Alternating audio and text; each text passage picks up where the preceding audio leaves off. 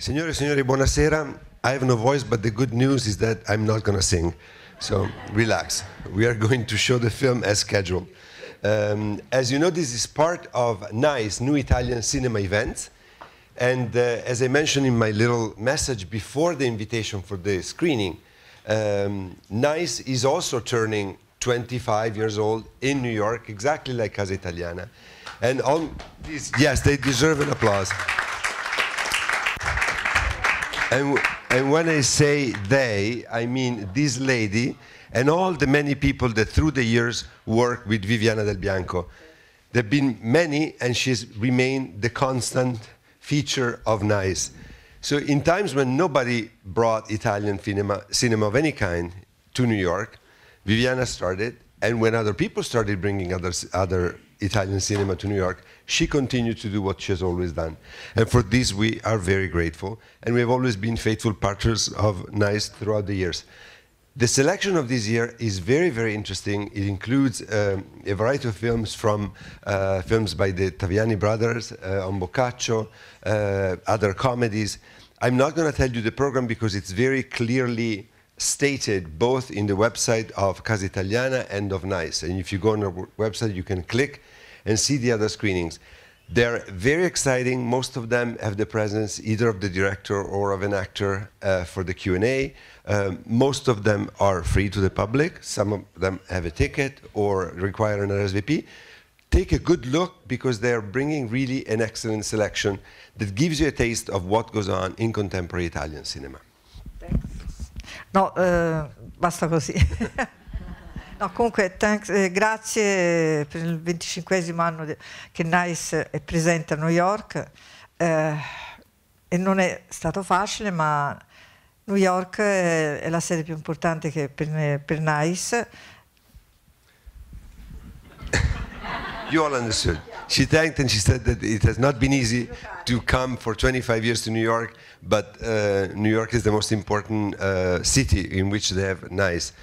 I have to tell you something, that a few years ago, Viviana called me and told me, you know what, in Moscow they're really treating us very well. Things are going splendid in Moscow. I'm thinking of not coming to New York anymore. So she thought for a minute, and then she kept New York, and she still is doing Moscow, where things are still going very well, and San Francisco and many other locations. Shall we introduce Marco Pontecorvo? Please, Marco, come.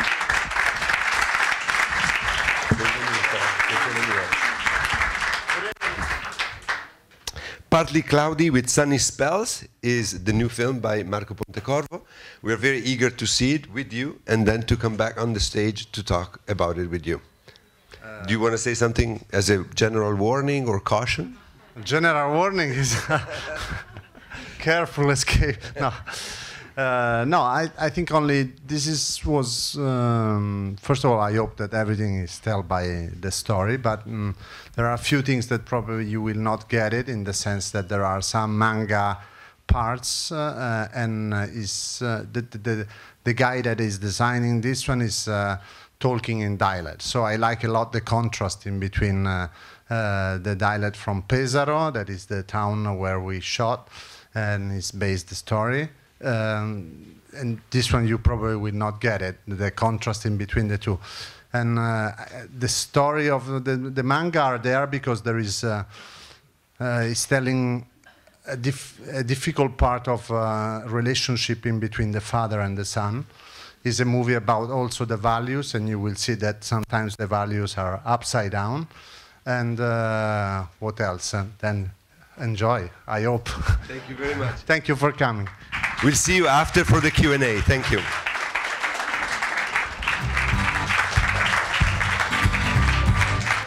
Grazie. Abbiamo un sottofondo musicale. Abbiamo un sottofondo musicale, sì, sì. Marco, prima una domanda, a question about the little town that you picked. Stava venendo l'italiano. little town that you pick, that it's a dream town. It's what we close our eyes and we think of when we think of the perfect Italian town with the piazza and the town hall and the bar. How did you discover that town, and why did you decide to set your film there? I thought that was because I need a little village. It's continuing the rest of the title.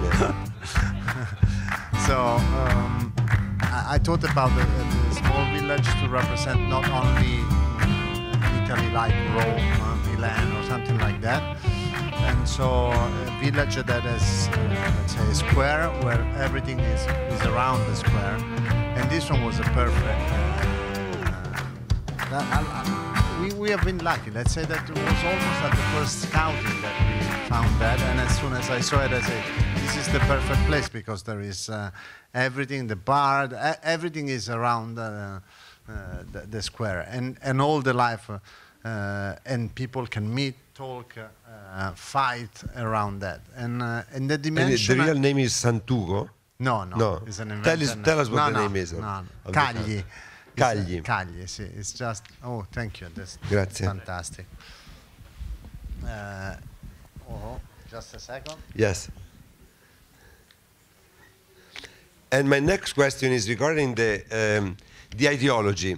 All the people in the film are from the left, different kinds of left, different declinations of the Italian left, but definitely they all come from there. And it seems that they have no way to find an agreement or a common goal. That was. I choose that region because of that. Because first of all, I like a lot the spirit of these people. I like the dialect of these people, but also because it was only on the left side, let's say, of the political, and was the only way to look how the left is changing in Italy from the partisan, let's say, so after the war, who was tied at the real communism or something like that.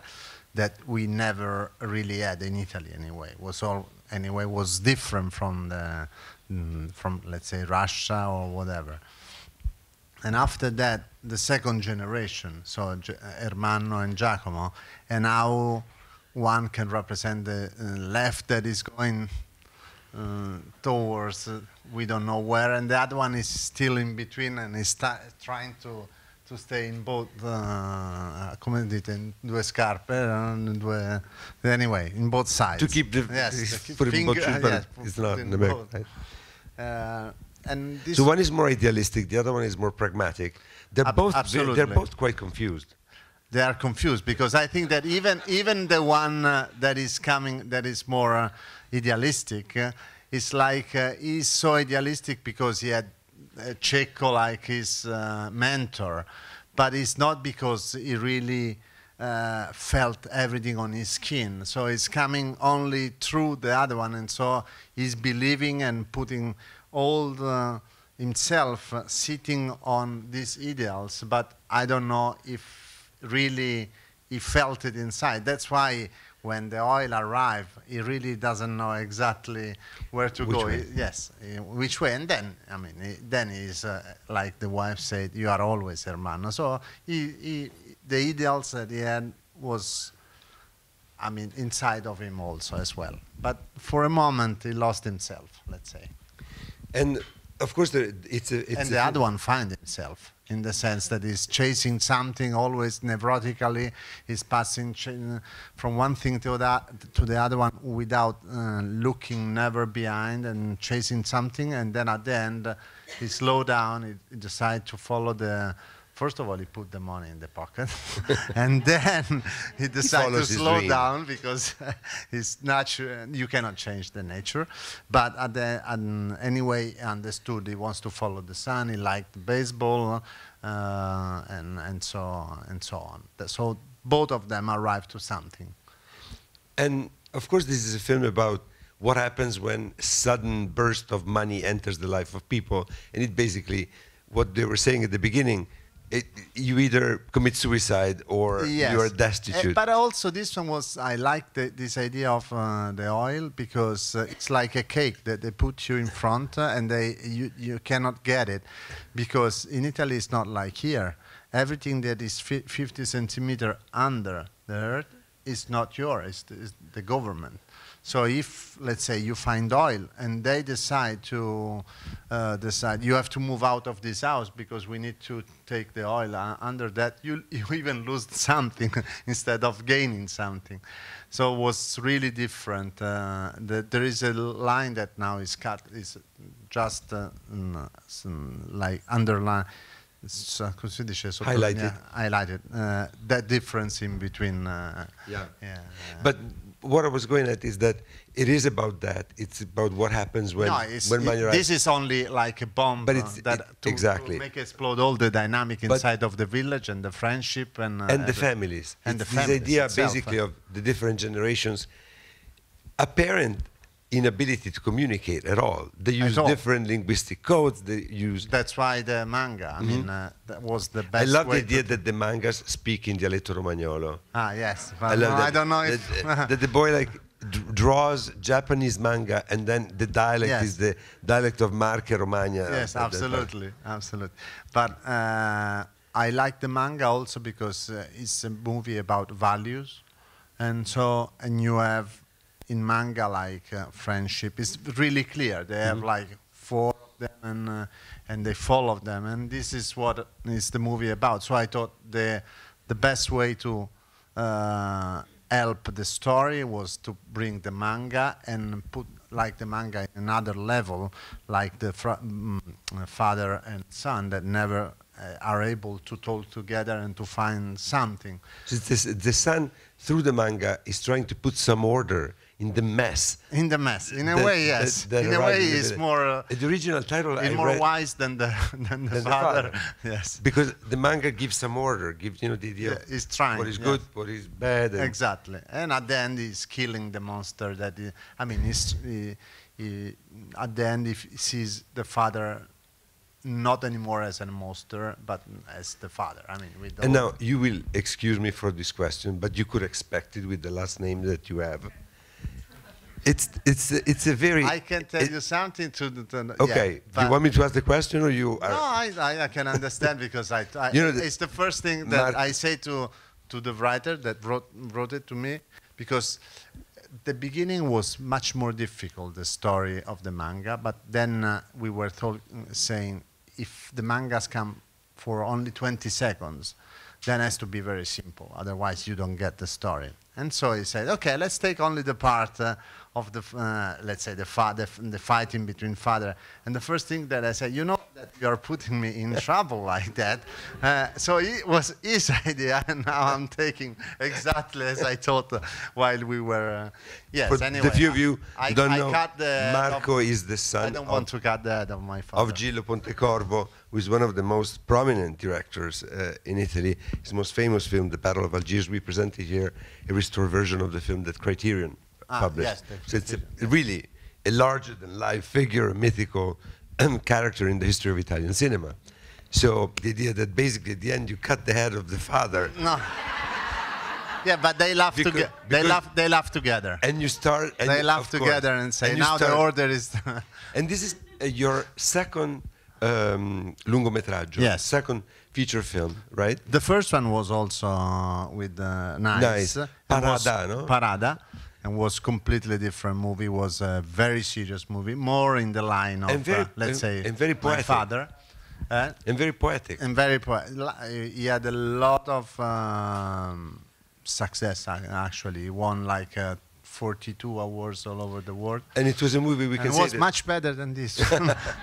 There's a movie about a French clown. A French clown that works with the kids that live in the underground. That live in the channel under Bucharest. And basically, when they are thinking to make some shows in the hospital for kids, and then he find the reality of these kids that live in the sewer, smell the, they call it glue, but it's not really glue. It's like how they paint something silver, and this one can almost kill you. But with this one, you don't feel fear. You are not angry. You don't feel the cold and all that stuff. So they smell all the time. This one, and he managed to, let's say, rescue or bring back to life in 12 years, like 900 kids. So I'm telling the story only of the first year when he met them until the first show, because basically what he's going to do is to get the money at the beginning. He's teaching them the art of circus, and so they start to make like shows in Paris, in Venice was the first show, and we end the movie with the first show in Paris. Yeah, I love Parada. I love a lot Parada, and but this one as well. I mean, it's completely different. I tried a different path. Of course. A question regarding John Turturro, that you casted in this film, but you were his director of photography for Passione, and also in a short film, and of course with Woody Allen and Sharon Stone. Because this is your second feature, but you have a long career as director of photography for many Italian directors, but also American directors. Absolutely. And you also directed episodes for two famous TV series. Game of Thrones and Rome, yes. Yeah. Yeah. See the... Yes, and the relationship with John started on 20 years ago on the truce of Francesco Rossi. And for which you were also director of photography. I was, yes. The second part of the movie, let's say, because unluckily my maestro, that was my mentor, I was with him like 10 years, that was Pasqualino De Santi, so that he get an academy for Romeo and Juliet, and I think that in Venice as well. Died after the first part of the movie, and so I have to take over. So it was difficult, and when there are something like that, people get together, and if they feel something similar, let's say, and that's where we start our trip, let's say, with John. He did my first short movie in 2003. He was an engineer in a swimming pool, but he has this strange fear that I had when I was 16, not like John, about the shark because of Spielberg. So even in the swimming pool, because I was getting bored after school, and no one was there, and so I was feeling this shark behind me, and I was running out sometime of the swimming pool, and come si dice bagnino, lifeguard, sì. And the lifeguard was looking at me like a mad, and basically I put John in this trouble again, and it's quite funny, and it's about this fear, and he has to fight this fear, and at the end. You have to see the short, but it was we did it together, and after that we continue. I'm IDP for him, and we share a lot of things together. That's wonderful. Because we trust each other, so it's good. We are happy to work together. And he spoke about the truce here on this stage when we invited him with Pino Daniele, and he mentioned that it was on the set of the truce. That he started getting interested in Italian, especially Neapolitan music, and that the origin of his love for Neapolitan music that will lead him to make Passione started on the set of this Primo Levi based Passione is a great movie, full of soul. And life and passion. And life and passion. We really enjoyed, and was almost without story. We just started there, and we were looking, and slowly we arrived to something. But we enjoyed so much, and the music is so strong, and the people in Naples, such a big personality that I think is coming out from the screen. So and it was shot in 2012, something, 20 days? No, l'anno in cui è stato fatto. I don't remember. I really don't. 3-4 years ago. Yeah, I think it was for those just of you after Game of Thrones. Yeah, I came back from a giant thing like Game of Thrones, and then I direct 2 TV movies. And after the 2 TV movie, I just started this one. So it was, or before the 2 TV movie, I don't remember. But anyway, I was coming from something giant to something very small. We did Passion in like 10 people. 10 it's a documentary. How many of you have seen it? It's the documentary by Turturro on Neapolitan music. Very good. Any question for Marco Pontecorvo? I have really no more voice. Nancy, please. Just to clarify, when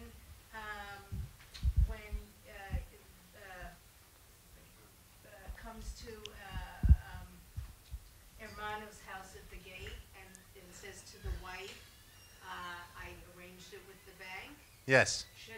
That's assuming that he got his share of the oil money? Yes, he shared before to leave. He left his part, even if Hermano said, take it. He left the. And was Hermano aware of this? No, absolutely not. Absolutely not. It was their wife, and no, he was not aware of anything. No. That's why he had this reaction at the end, because he doesn't know anything. He doesn't know. They didn't. There is a scene where they try to. They put it there in purpose when they try to talk with him and to say something that is changing, and say he has to tell you something. Can you pass me this salt? Yeah, and he's not answering. He's in his. So that's why. Yes. You mentioned dialect and ho capito tutto, and so I'd like to know what's an example of phrases from the dialect, because I really understood everything, even though I don't know that dialect. First of all, it's the inflection that is quite strong sometimes, and then is Ocamarena, Invurnid. You don't understand Invurnid because I'm living there and I don't know what Invurnid, that means shame or cretin or whatever. And there are few words inside. It's not that otherwise even for the Italian audience was difficult to understand, but the inflection is quite strong and there are few words here and there that tells you that... Especially insults. Insults. They're so powerful in dialect. Yeah. In dialect, yeah. Yes. I wonder how you decided to include baseball. Because I wanted to play a little bit like genre inside of the movie. So there is the Western, there is a little bit of surreality coming from John mostly. And that's why I also thought that John was perfect for the movie, because he can bring that level of surreality. And because it's real that in that region, actually my step brother, he was in the main league. He's older now than me, so he was in the main league. And in a little village, exactly as Santugo, and they were almost at the top of the league. And looked like a little piece of, as when they gamble, there are a lot of places where you can gamble that look like Las Vegas. Say, what is that? It's like a little America inside of the middle of Italy. In a little town like that, you can find baseball, Las Vegas, all this stuff. So this one gave me the idea to play also like Western and there is and the music as well is playing in this direction. Yeah. I mean, I push in that direction also with the music. And there's this famous line from Guccini's song, Tra la Via Emilia e il West. Sì, yeah. The Via Emilia is the ancient Roman road that connects the main cities of Emilia-Romagna. Yes. And Guccini says that he's somewhere between the Via Emilia, that is that region, and the West. And actually we had here a beautiful photographic exhibit by a photographer from Reggio Emilia. His name is Paolo Simonazzi, that had that title, that really went to photograph shots that could easily be taken in the American West, in Texas, and when we had them upstairs, it really looked like a photographic exhibit of images from the west of the United States, and they were all taken in this region. And also, I mean, I think that Italy is not only soccer, football, however you want to say, so it's also something else, and that's all. That's why. I mean, I was trying to see a part of Italy that was different and not less important, and that's why. Yes. Questo paese nelle Marche. Assolutamente, al confine tra le Marche e la Romagna. They exactly mostly talk like in Emilia Romagna, but they are really at the border in between the two regions. And I also wanted to ask, I'll say it in English. The younger generation, the kids, yes, kind of apolitical. apolitical. Yeah. They seems. I mean, that's what I wanted to say. Is was, let's say, against my generation, because we look at them. I have now. I have 2 kids now. I cannot say kids now. My daughter is 20 and the other one is 15. But the other one, 15, is more or less. This guy is in between the two. And we look at them, and sometimes because they're always on the computer, chatting, doing, not reading, not listening to, let's say, classical music or whatever we did before. And so we say, because we see them different, they say, oh, where these guys will bring us. But saying that, we say that we have no future, more or less. So that's why I'm against that, even if sometimes I say that as well. But we have to fight that and try to walk with them and to give them as much as we can. And then if they are different, they are different. We were different from our fathers, as well as Checo said. We thought that you were stupid as well as you think that they are stupid. It's like passing from generation to generation, but it's only diversity, probably. Do you have other questions? Yes, last question. Sì. I will translate.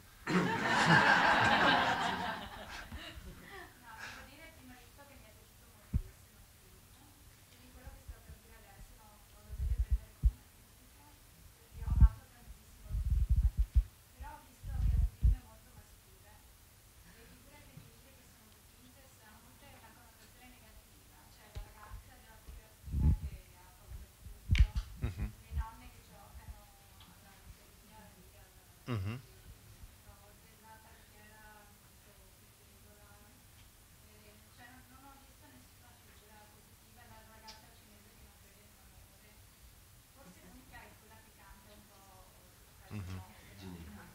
La Ginetta. The question is about, she liked the film very much, but she has just a point of criticism regarding the female figures in the film, that they all seem pretty negative. There is the accountant of the company that is scared of everything. There is the grandmother in the shop that is gossipy.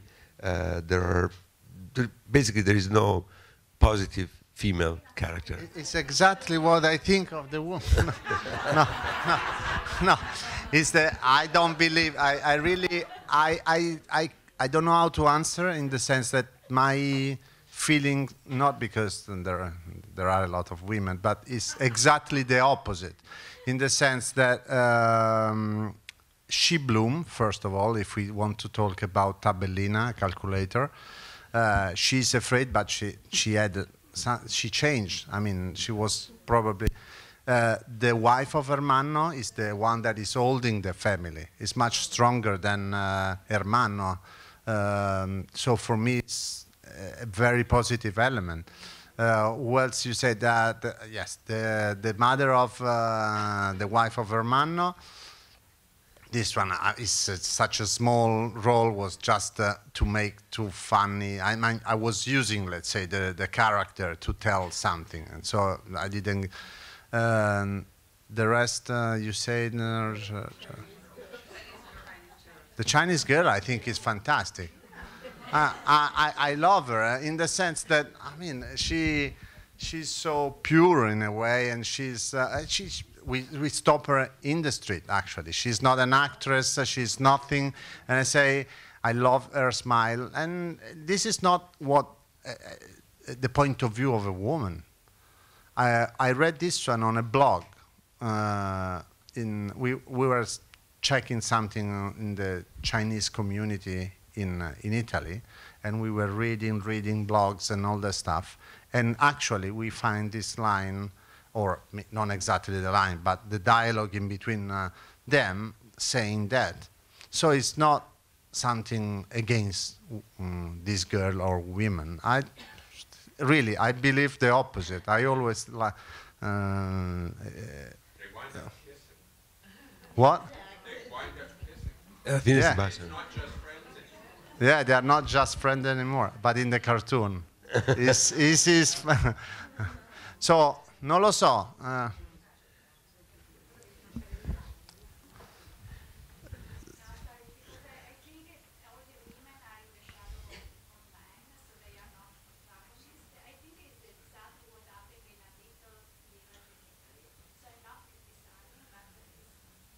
No, I was saying, probably it's coming up, but my point of view is not like that. I didn't want to make anything to put like women on the side or to say that, but again, not because I can cope with that.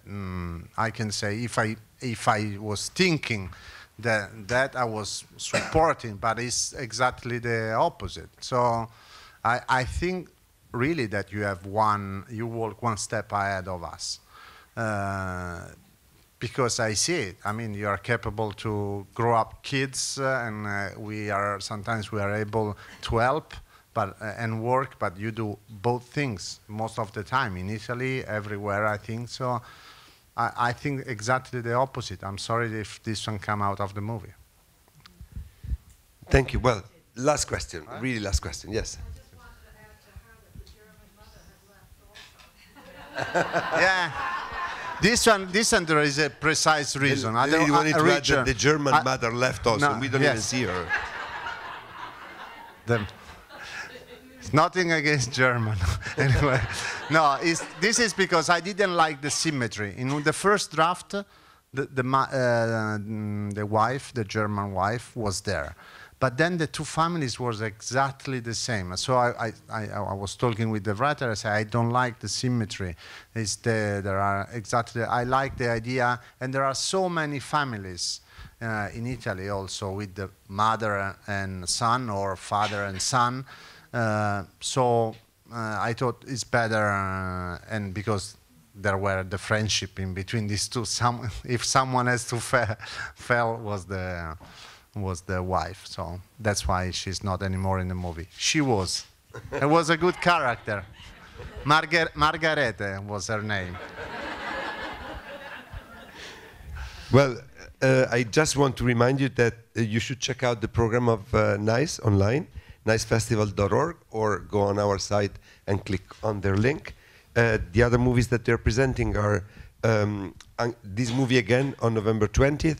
Then we have Se Dio Vuole by Edoardo Falcone, and then they start 4 different films at Anthology Film Archives, November 21st and 22nd. They have Italo by Alessia Scarso, Io Arlecchino, Giorgio Pasotto e Matteo Bini, Mi chiamo Maya, and Meraviglioso Boccaccio. So check out the program, and thank you again to Marco Pontecorvo. Thank you. Grazie.